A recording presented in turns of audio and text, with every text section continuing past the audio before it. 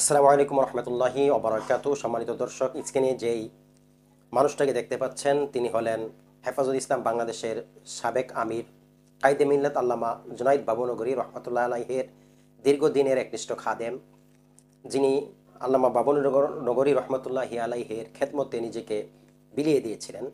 আজকে এই আলেমে দিন ইন্ডিয়ার চেন্নাই একটি হাসপাতালে চিকিৎসাধীন অবস্থায় রয়েছেন। তার পারিবারিক যত অর্থ ছিল সবগুলো অর্থ উনি ব্যয় করেছেন। তার পাশাপাশি কিছু মানবিক মানুষ তার পাশে দাঁড়িয়েছে, সেই অর্থ তিনি ব্যয় করেছেন। তার চিকিৎসা চলতেছে, কিন্তু তেমন একটা উন্নতি হচ্ছে না। তার যে চিকিৎসা চলতেছে এর চেয়ে অত্যাধুনিক চিকিৎসার ব্যবস্থাও কিন্তু সেখানে রয়েছে, কিন্তু টাকার অভাবে তিনি তা করতে পারছেন না। তাই সকল মুসলমান যারা এই ভিডিওটি দেখতেছেন, আপনারা এই মানবতার কাজে এগিয়ে আসবেন বলে আশা রাখি। একজন আলেমে দ্বীন তার পাশে দাঁড়াবেন। তিনি যে ক্যান্সারে আক্রান্ত, তার চিকিৎসার জন্য এখনও লাখো লাখো টাকা প্রয়োজন। তাই স্ক্রিনে যেই নাম্বার দেওয়া আছে ওনার নিজস্ব নাম্বার এবং তার ব্যাংক অ্যাকাউন্ট দেওয়া আছে। আমরা যার যে জায়গা থেকে আমরা যতটুকু সামর্থ্য আমাদের আছে আমরা চেষ্টা করব এই আলেমে দ্বীনের পাশে দাঁড়াতে। ওনার ফুটফুটে ওনার একজন বাচ্চা রয়েছে, সেই বাচ্চাটি যেন এতিম না হয়ে যায়, তার স্ত্রী যেন বিধবা না হয়ে যায়। এই আলেমের পাশে আমরা সকলে দাঁড়াই। আমরা দেখেছি সে বাংলাদেশের মানুষের মধ্যে যে মানবিক গুণ কতটুকু রয়েছে তা উজ্জ্বল দৃষ্টান্ত স্থাপন করেছেন আপনারা। কুমিল্লা, ফেনী এবং লক্ষ্মীপুর, নোয়াখালীর যেই ভয়াবহ বন্যা হয়েছে সেখানে আপনারা মানুষের পাশে দাঁড়িয়েছেন। ঠিক তদ্রূপভাবে আশা করি এই আলেমে দ্বীনের পাশে আপনারা দাঁড়াইবেন।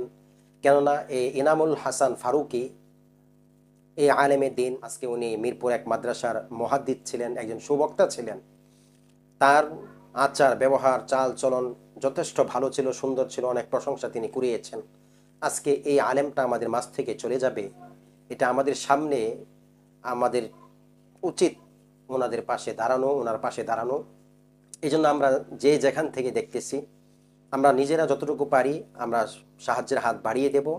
তার পাশাপাশি ভিডিওটা শেয়ার করে আমি আশা করব তিনি একজন আলেমে দ্বীন, এই আলেমে দ্বীনের পাশে যেন আমরা দাঁড়াইতে পারি। আমরা যার যার জায়গা থেকে যতটুকু আমাদের সামর্থ্য আছে আমরা অবশ্যই তারকে সাহায্য করার চেষ্টা করব। তার পাশাপাশি হচ্ছে আমাদের যে সামাজিক সংগঠন আছে, অনেকগুলা মানবিক সংগঠন আছে, মানবিক ব্যক্তি আছে, তাদের কাছে আমরা বিষয়টা শেয়ার করব। তার পাশাপাশি এই ভিডিওটা প্রচুর পরিমাণে শেয়ার করে দিন। যদি আপনার মাধ্যমে একজন মানুষ এই ভিডিও দেখে যদি সাহায্যের হাতটা বাড়িয়ে দেয়, আপনিও সদকায়ে জারিয়ার সব পাইবেন। যারা মানবিক বন্ধু আমাদের সমাজে রয়েছেন তারা যেন এই আলেম ভাইটির পাশে দাঁড়াতে পারে এবং এই আলেম ভাইয়ের সুচিকিৎসার ব্যবস্থা যেন আল্লাহ তাআলা এই ভাইদের মাধ্যমে করে দেন। আমরা সেই চেষ্টাটা করব।